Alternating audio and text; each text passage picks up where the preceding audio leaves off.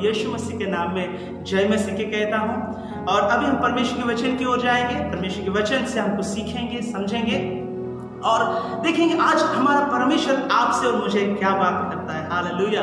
हमारा परमेश्वर बात करने वाला प्रभु है। हमारा परमेश्वर, हम जब प्रार्थना करते हैं तो प्रार्थना का उत्तर देने वाला परमेश्वर है। और आज एक ऐसा मौका हमें मिला है, आज इस प्लेटफॉर्म के जरिए कि हम परमेश्वर के वचन को बहुत ही अच्छे और गहराई से हम सीख पाए। अगर आपके पास बाइबल है तो आप मेरे साथ निकाल सकते हैं सबोपदेशक अध्याय 12 उसका पहला पद। सबोपदेशक अध्याय 12 उसका पहला पद। The book of Ecclesiastes chapter 12 verse 1। मैं आप सभी के लिए हिंदी में पढ़ना चाहूंगा। यहां पे लिखा है, अपनी जवानी के दिनों में अपने सृजनहार को स्मरण रख, इससे पहले कि विपत्ति के दिन और वे वर्ष आए जिनमें तू कहे कि मेरा मन इनमें नहीं लगता। परमेश्वर के वचन पढ़े और सुने जाने पर हम सभी को प्रभु बहुत ऐसे आशीष दे। बहुत ही प्यारा परमेश्वर का वचन है और ये वचन से आज हम सीखेंगे कि प्रभु आज आपसे और मुझे क्या बात करते हैं। मुझे जुड़े हुए तमाम जवानों को मैं आज उत्साहित करना चाहूंगा। आज मैं इस आयत से एक टॉपिक को आपके सामने लेके आ रहा हूं और जिस टॉपिक का नाम है रिमेंबर योर क्रिएटर। अपने सृजनहार को स्मरण रखो। अपने सृजनहार को स्मरण रखो। परमेश्वर के वचन यहां पर बहुत ही स्पष्ट रीति से जवान को दिखाते हुए ये कहते कि हे जवान सुनो, अपने जवानी के दिनों में, अपने जवानी के दिनों में अपने, दूसरों का नहीं, अपने सृजनहार को स्मरण करो। परमेश्वर का वचन बहुत स्पष्ट है। यहां पर जो उपदेशक है वो हमें यह बात सिखाते हैं कि देखो, जवानी के दिनों में अपने सृजनहार को स्मरण रखो। जवानी के दिन में अपने सृजनहार को स्मरण रखो। किसे स्मरण रखो? सृजनहार को स्मरण रखो। लेकिन होता क्या है, आज हम किसे याद करते हैं? हम किसे आज याद करते हैं?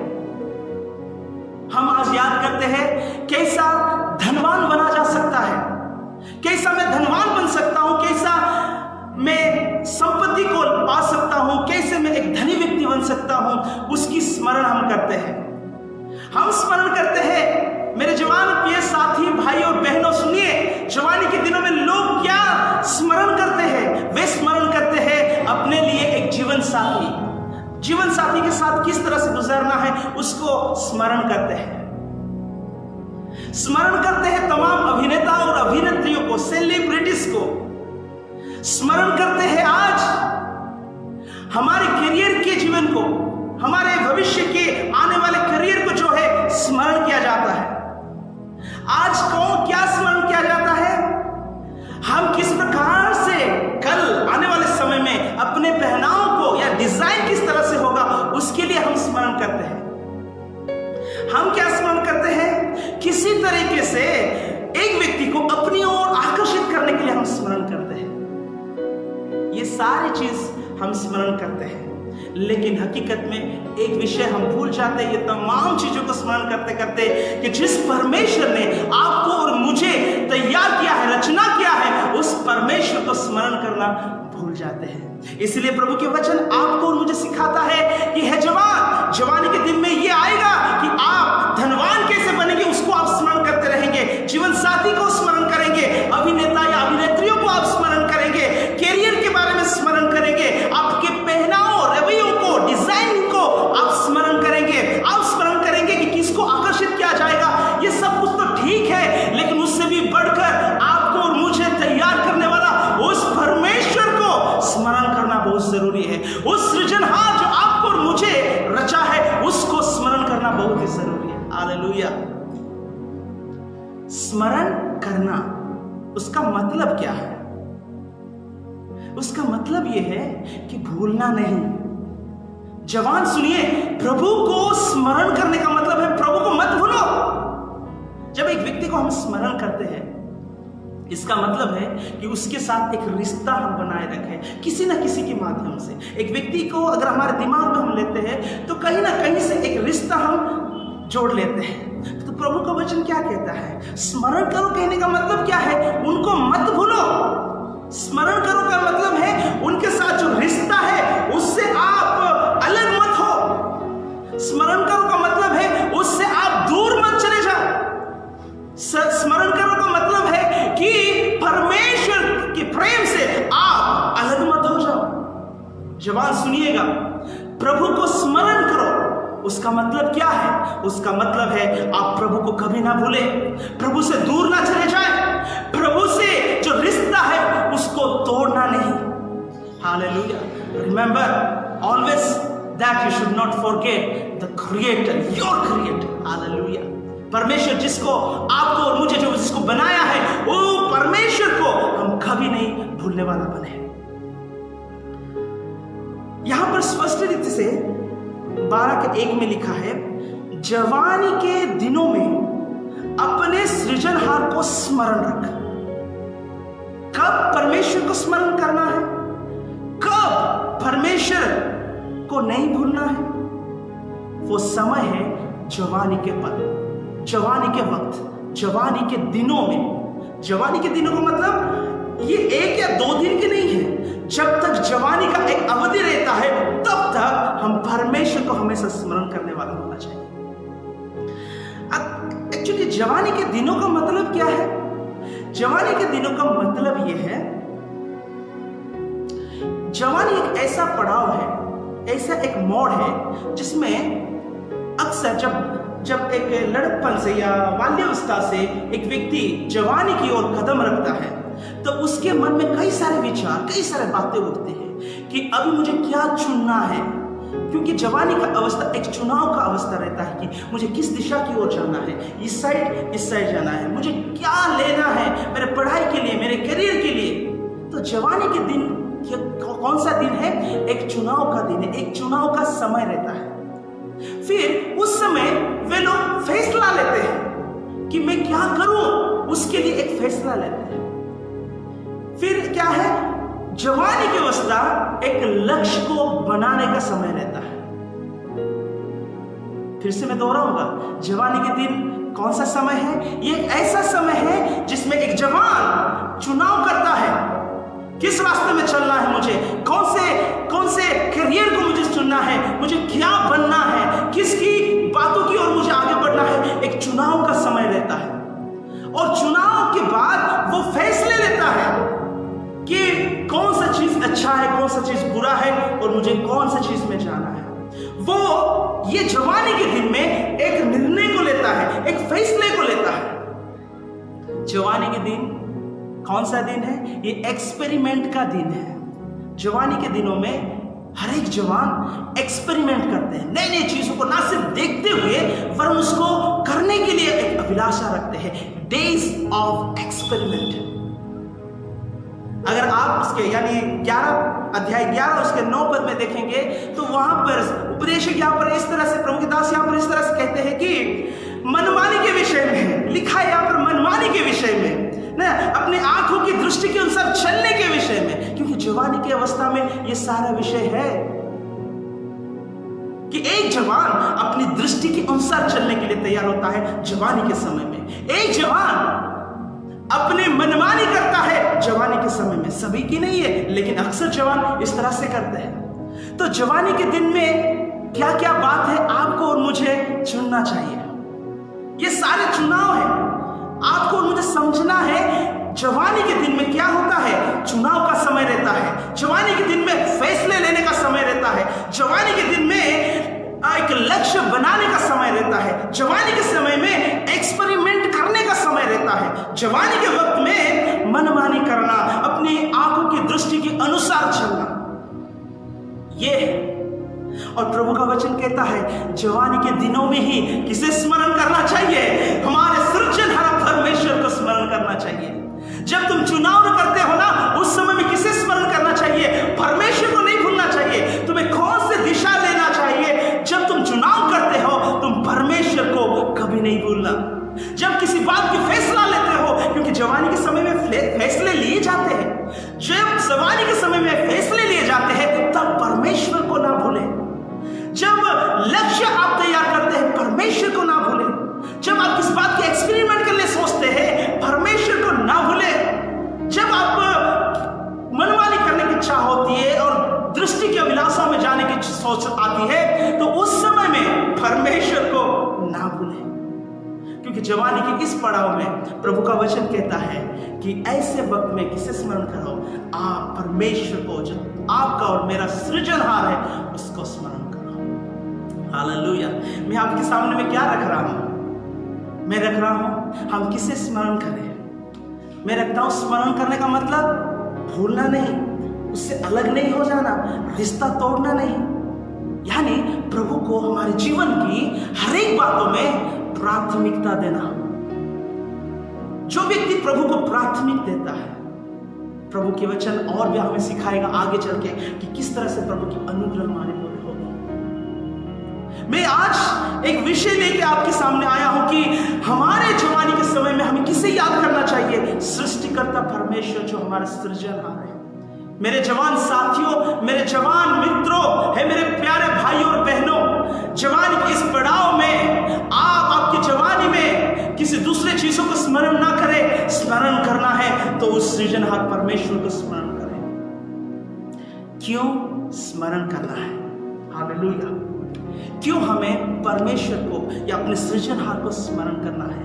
अब ध्यान से सुनिएगा। सबोपदेशक अध्याय 11 उसका 9 पद में लिखा है, हे जवान अपनी जवानी में आनंद कर और अपने जवानी के दिनों में मगन रह, अपने मनमानी कर और अपनी आंखों की दृष्टि के अनुसार चल।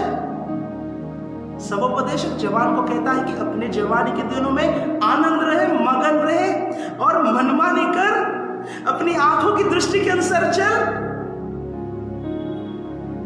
लेकिन उसके बाद क्या कहता है? परंतु ये जान रख कि इन सब बातों के विषय में परमेश्वर तेरा न्याय करेगा। मैंने कहा क्यों हम परमेश्वर को स्मरण रखें? यहां पर प्रभु के दास भी कहते हैं कि जान रख, इस बात को स्मरण रख कि जो भी तू कार्य करता है, जो भी तू मनमानी करता है, ये सारा विषय को लेकर एक दिन परमेश्वर तेरा न्याय करने वाला परमेश्वर है। हालेलुया। एक दिन परमेश्वर न्याय करेगा। क्यों हमें परमेश्वर को स्मरण करना है जवानी के दिनों में? इसीलिए स्मरण करना है क्योंकि परमेश्वर हमारा न्याय करने वाला परमेश्वर है, जो हमारे हर एक कार्यों के लिए वो न्याय करेगा। हालेलुया। आपको और मैं, हम जो भी कार्य करते हैं उस सारे कार्यों के लिए परमेश्वर जो हमारा न्याय करने वाला परमेश्वर है न्याय करेगा।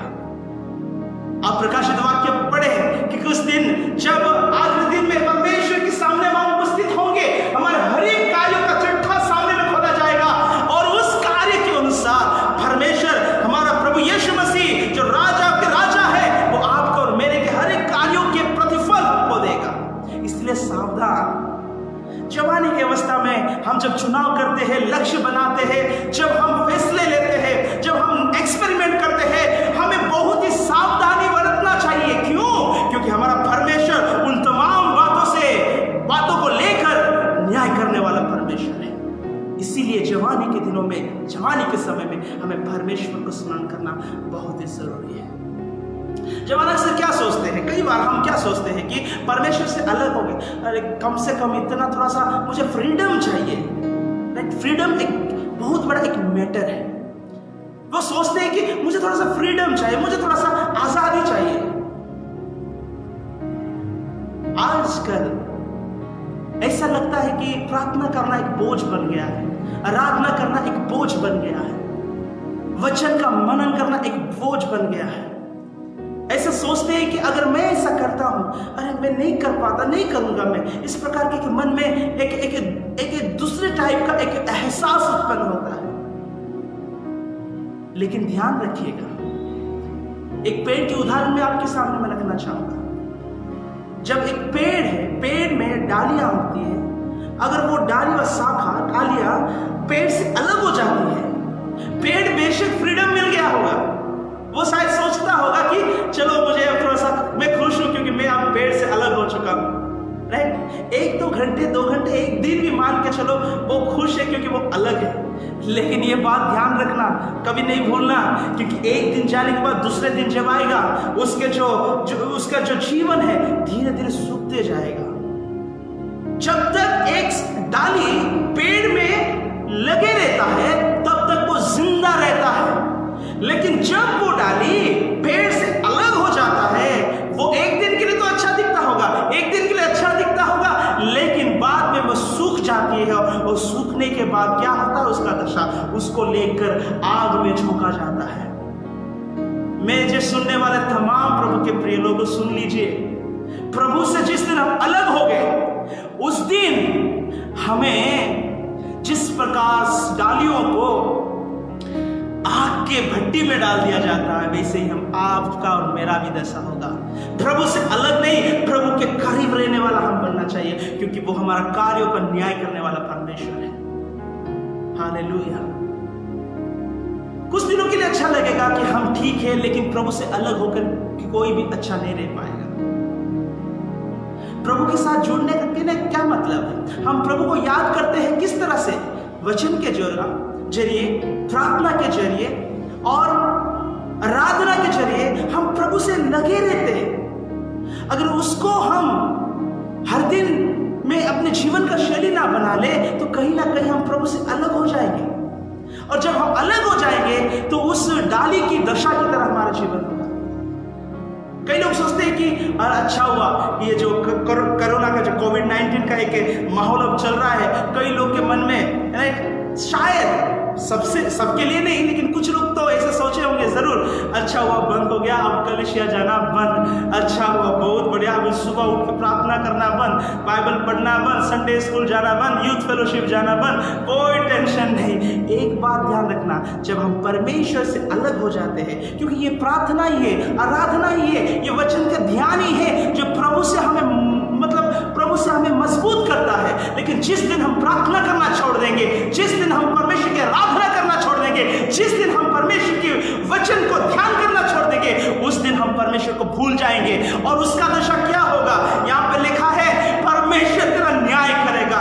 जिस दिन हम परमेश्वर से अलग हो जाते हैं, हम दूसरे कार्य में व्यस्त हो जाते हैं। याद रखना, अब तो हम अच्छे हैं, उस प्रकार डाली सोचता होगा कि मैं पेड़ से अलग होकर अच्छा लग रहा हूं, लेकिन नहीं, एक दिन अच्छा लगेगा, 2 दिन अच्छा लगेगा, लेकिन तीसरे दिन वो सूख जाएगा और वो आपके भट्टी में उसको डाल दिया जाएगा।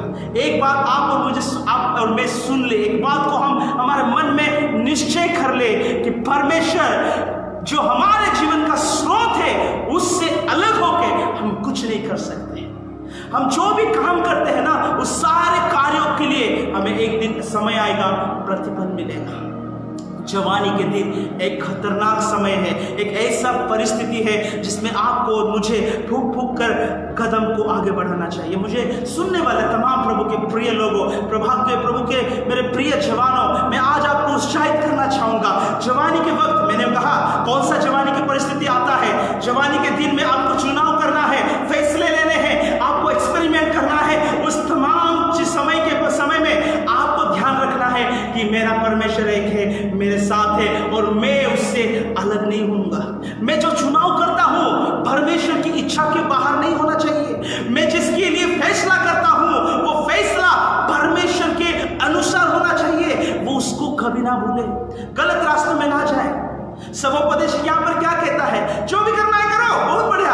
आनंद करना है आनंद करो, खुशियां मनाओ, मनमानी करना है करो, हाँ बहुत बढ़िया है, आंखों की दृष्टि के अनुसार कुछ भी करो। लेकिन एक वक्त आएगा, ये सारे बातों के लिए हमारा स्वर्गीय परमेश्वर जो हमारा सृजनहार है, वो आपको और मेरे लिए एक न्याय रखेगा।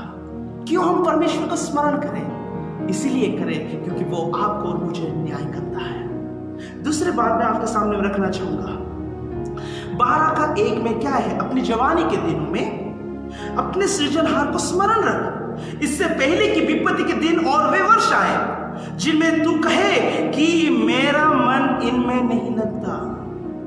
बहुत स्पष्ट है, एक ऐसा समय आएगा, जवानी का समय जब खत्म होगा तो दूसरा एक परिस्थिति आएगा, दूसरा एक मौका आएगा। हो सकता है कई सारी चुनौती, हो सकता है आपका उम्र ढलते जाएगा।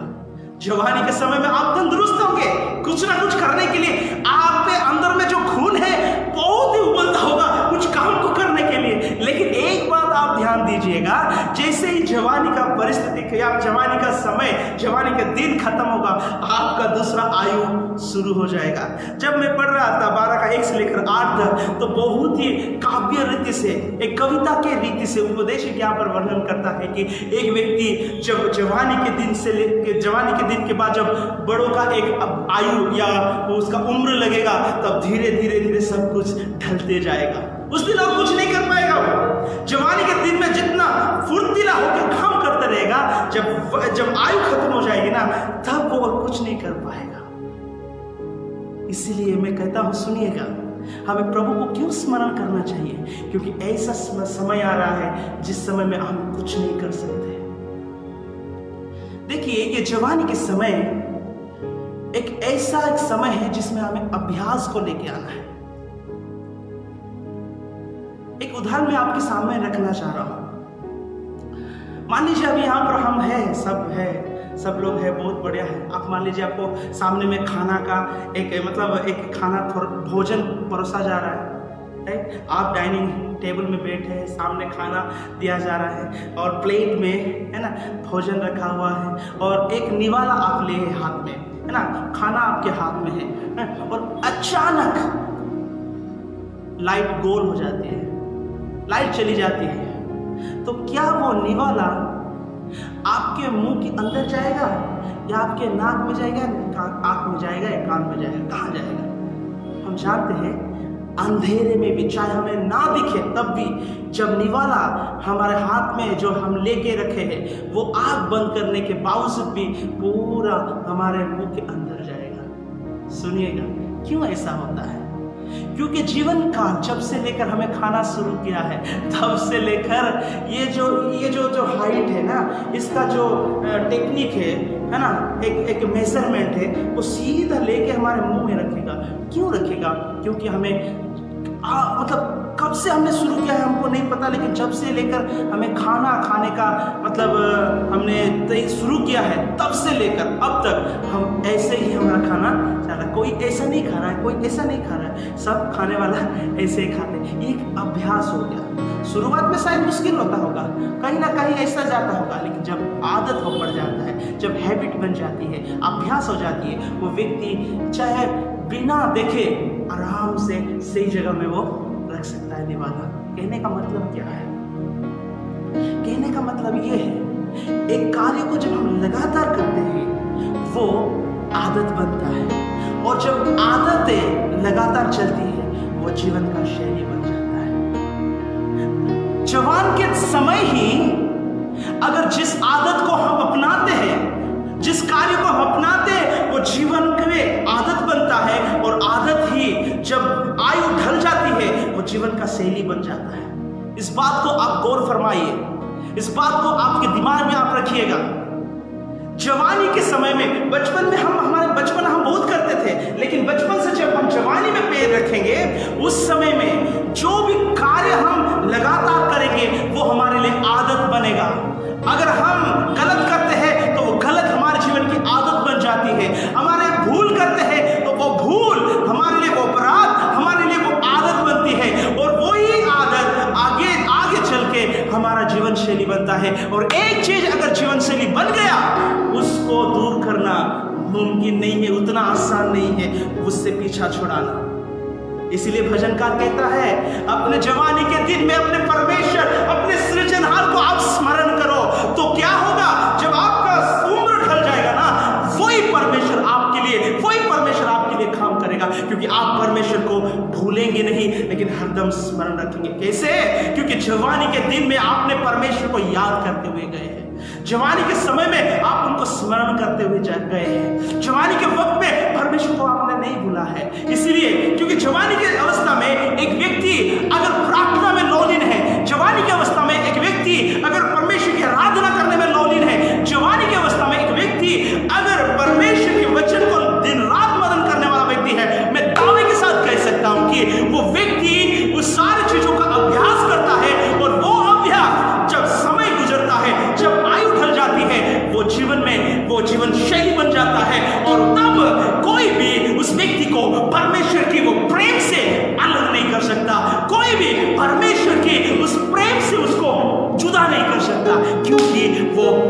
शैली बन गया होता है। Hallelujah, hallelujah. मुझे सुनने वाले तमाम, चाहे आप कोई सा भी उम्र वाले हो, ये सुन ले, जिस बात की आदत आप लगा रहे हैं वो आदत आपके जीवन में जब आएगा, काफी समय के बाद वो अब एक जीवन की शैली बन जाएगा।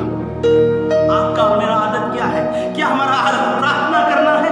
क्या हमारा आदत उपवास करना है? क्या हमारी आदत परमेश्वर की आराधना करना है? क्या हमारी आदत प्रभु के वचन का मनन करना है? क्या हमारी आदत एक पवित्रता जीवन बिताना है? अगर ये बात नहीं है तो एक बात आप ध्यान रखें, मैं भी सवोपदेशक को देखने वाले, लिखने वाले, हमको समझाने वाले उस महान प्रभु के दास के साथ मिलकर मैं आपको ये कहना चाहूंगा कि अगर हमारे जीवन में ये अभ्यास नहीं है तो वो दिन दूर नहीं है जिस दिन में हम ये कहेंगे कि मुझे अच्छा नहीं लगता, जिस दिन में हम कहेंगे मुझे ये बिल्कुल तृप्त नहीं है, और ये सारी चीज क्या है? व्यर्थ ही है। प्रभु के साथ, प्रभु के दास यहाँ पर हर एक व्यक्ति को, हर एक जवानों को, हर एक उम्र वालों को ये समझाते हैं कि अपने जवानी के दिनों में जब तुम्हें न्याय, जब फैसला लेते हो, जब चुनाव करते हो, जब लक्ष्य बनाते हो, जब एक्सपेरिमेंट करते हो, ये सारे विषय के ऊपर में एक बात को याद रखना, आपके सृजनहार को स्मरण करना। Hallelujah, hallelujah. प्रभु आपको आशीष दे। हालेलुया। प्रभु आज आपको और मुझे बातें करें। एक बात कंक्लूजन रीति में कुछ बातें को बोलने के बाद मैं समाप्त करने वाला हूँ। मैं एक बार अपने गांव से, मैं अभी रायगढ़ में प्रभु की सेवा कर रहा हूँ। प्रभु ने अच्छा मौका दिया है कि जवानों के बीच में सेवा करना मेरे लिए एक सौभाग्य की बात है। मैं अभी कुछ समय पहले मैं जब घर जा रहा था, घर जाने के बीच में एक शॉर्टकट है, और जिस शॉर्टकट के रास्ते में एक नाव पे रहता है, एक नदी है, उस नदी को पार करके हमको जाना पड़ता है। शाम हो गया, और शाम के वक्त में जब मैं जा रहा था, सुनिएगा ध्यान से, जब मैं शाम के वक्त जा रहा था, शाम हो गया, और आखिरी बार एक नाव है, उस नाव में शायद 10 लोग बैठेंगे, और एक ही बार उसको जाना है, वो नाव और वापस नहीं आएगा। प्रभु का धन्यवाद हो, उस दिन मैं सही समय पे पहुंचा और नाव में बैठा। नाव मात्र कम से कम 50-60 फीट दूर, किनारे से दूर चले गया। उस समय में एक व्यक्ति दूर भागा हुआ आता है और कहता है कि मेरे लिए नाव रोको, मेरे लिए नाव रोक लो, मैं भी नाव में आना चाहता हूं। वो उस शाम का आखिरी नाव है, एक बार वो चले जाएगा तो केवल सुबह ही आएगा, उसके बाद और नहीं आएगा। मैं क्या आपको बोलना चाहता हूं, वो व्यक्ति देर से आने के कारण उसको नाव नहीं मिला। मैं देख रहा था, पता नहीं उसके पास क्या दिक्कत थी, लेकिन उनकी आंखों में आंसू निकल रहे थे। नाव के उस पार, ये नदी के उस पार उसका क्या काम था मुझे नहीं पता, लेकिन दूर से तो मैं देख रहा था वो रो रहा था व्यक्ति। लेकिन प्रॉब्लम क्या है, वो देर से पहुंचा, और देर से पहुंचने के बाद जो नाव में उसको बैठ के पार होना था, वो नाव दूर चले गया।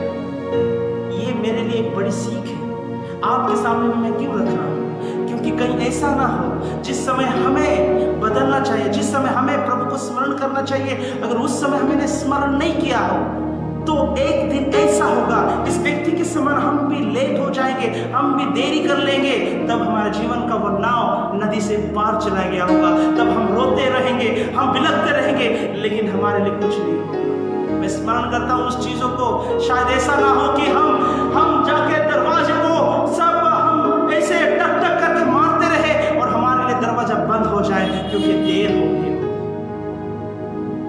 मैं आज आपको स्मरण करना चाहता हूँ, एक बात आप आपके प्रभु की उपस्थिति में जान लें, जवानी के दिन में, हमारे जीवन काल में प्रभु को स्मरण करना कभी ना भूलें।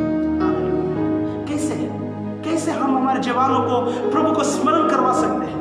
मैं जवानों को साथ साथ मुझे सुनने वाले तमाम प्रभु के प्रिय लोगों, मेरे माता पिता, मेरे प्यारे प्रभु के सेवकों, मेरे सहकर्मियों, मेरे प्यारे अगुओं, मैं आपको उत्साहित करना चाहूंगा, आज आपको एक चुनौती में देना चाहूंगा, क्योंकि ये जवानी है जो हमारी कलीसिया का वर्तमान है। अगर हमारे जवानों को आज हम प्रभु के बारे में शिक्षा नहीं देंगे, ये जवान बड़े होकर कलीसिया में एक बड़े रोल अदा करेंगे। उस समय में क्या होगा, ये अगर परमेश्वर से अनजान रहेंगे तो तमाम लोग जो कलीसिया में है वो भी प्रभु का अनजान रहेंगे।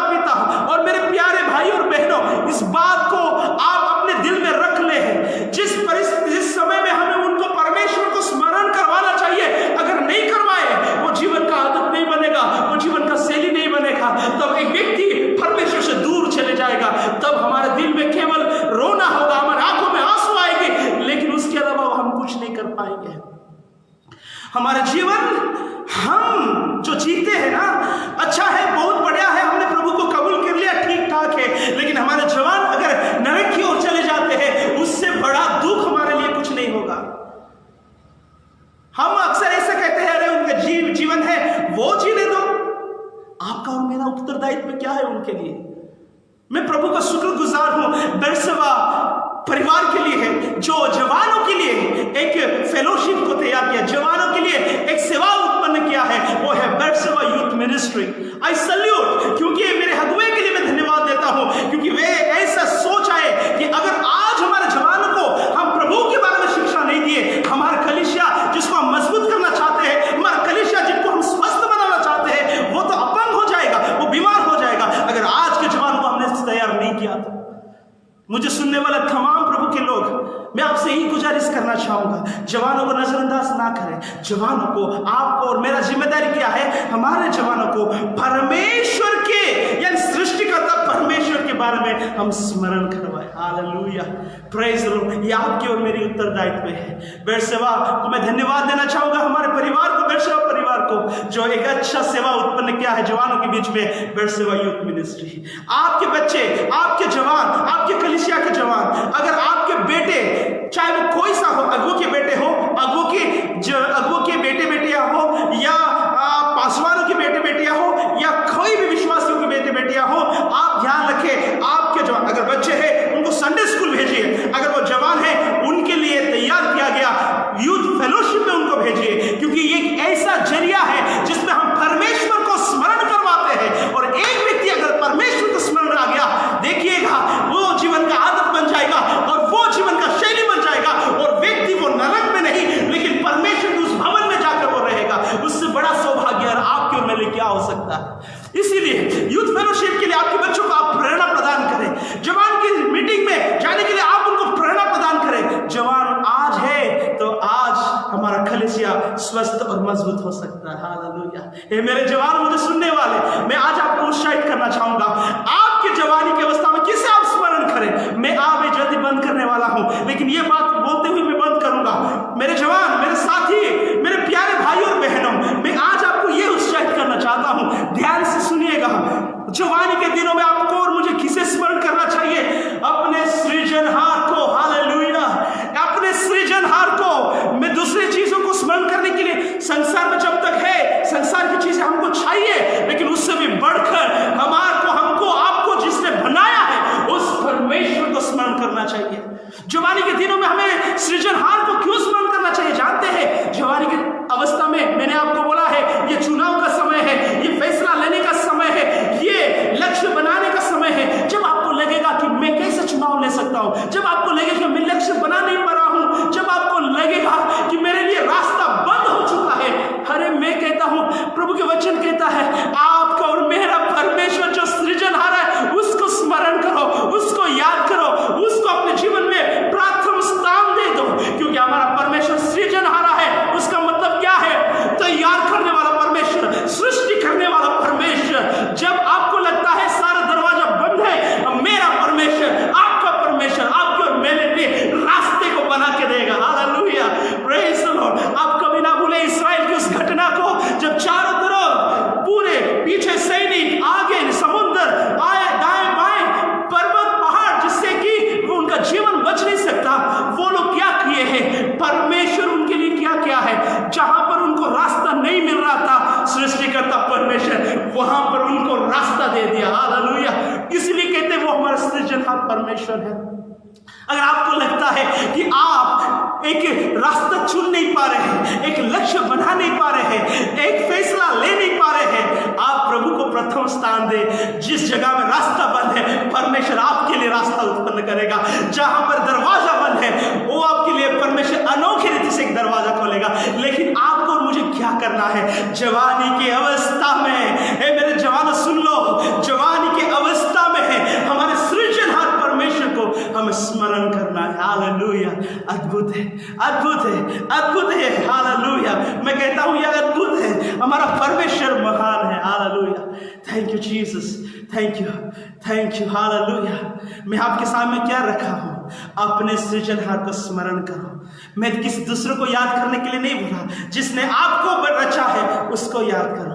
ये धन कहां से आया है? वही स्रोत जो हमारा सृजनहार है उससे आया है।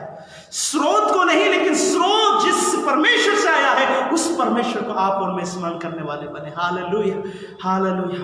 क्या आप और मैं आज एक बात का निर्णय लेंगे कि मेरे जीवन में, आप किसी भी उम्र वाले क्यों ना हो, आप एक बात का फैसला ले, मेरे जीवन में परमेश्वर को स्मरण करूंगा। स्मरण करने का मतलब मेरे हर एक निर्णय में, मेरे हर एक चुनाव में मैं प्रभु से अलग नहीं होऊंगा, प्रभु को भूलूंगा नहीं। मैं जो भी काम करता हूं, मैं मेरे जीवन में प्रभु को मैं प्रथम स्थान देता हूं। हालेलुया। इस बात का अगर निर्णय लेते हैं तो दिल से हम परमेश्वर की आराधना करने वाले बने। Hallelujah, praise the Lord. Thank you Jesus, thank you Jesus, thank you Jesus. Hallelujah, hallelujah. अपने आंखों को हम बंद करें, अरे अपने जीवन को हम बंद करें, अपने जीवन को हम प्रभु के समर्पित करें और प्रभु के नाम को हम धन्यवाद दें। हालेलुया। परमेश्वर महान है। हालेलुया। वो राजाओं के राजा, प्रभु के प्रभु, हमको एक वक्त दिया है कि हम उसकी आराधना करें, उसके नाम की महिमा, उसके नाम की गुणानुवाद करें। हालेलुया। एक बात रखना, क्यों हमें परमेश्वर को स्मरण करना है? क्योंकि वो न्यायी परमेश्वर है, इसलिए हमें स्मरण करना है, उससे हम अलग नहीं होना है। क्यों हमें परमेश्वर से अलग नहीं होना? क्योंकि हमें हर एक कार्यों को ऊपर परमेश्वर न्याय करता है। क्यों हम परमेश्वर से अलग नहीं होना है? क्यों परमेश्वर को स्मरण करना है? इसलिए करना है क्योंकि हमारा दिन, वो बुरे दिन आने वाला है। हमारा जवानी की अवस्था तब ढल जाएगी, हमारा ताकत कब जाएगी, हम दुर्बल पड़ जाएंगे। उस समय परमेश्वर ही है जो हमें बल देता है। हालेलुया। इसलिए हम उसकी आराधना दिल से करें। प्रार्थना करने में, आराधना करने में, परमेश्वर के वचन में और आराधना, उपासना और किसी भी प्रकार की प्रभु के जो जीवन है, जो धार्मिक जीवन या जो एक पवित्रता जीवन है, उससे हम अलग ना होने पाए। हालेलुया। धन्यवाद है मगर मैं परमेश्वर, तुझे धन्यवाद देते इस समय के लिए प्रभु। करूं आराधना, स्तुति, प्रशंसा पूरे दिल से तेरी हमेशा। अगर मेरे साथ आप जुड़े हुए हैं, अपने आंखों को हम बंद करें और दिल की गहराई से इतना कहें, करूं आराधना, स्तुति, प्रशंसा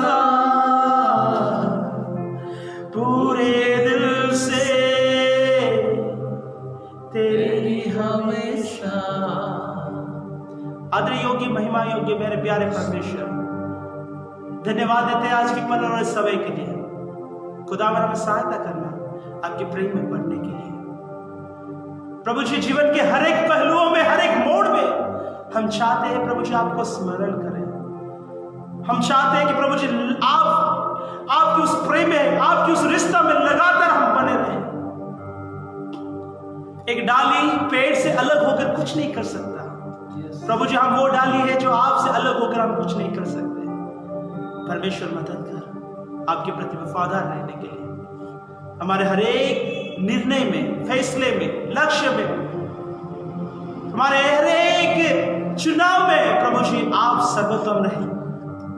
हमें मदद कर परमेश्वर। सारा आदर, महिमा, जला आपको अर्पण करते हुए प्रार्थना उद्धारकर्ता प्रभु यीशु मसीह के नाम में मांगते हैं, आमीन।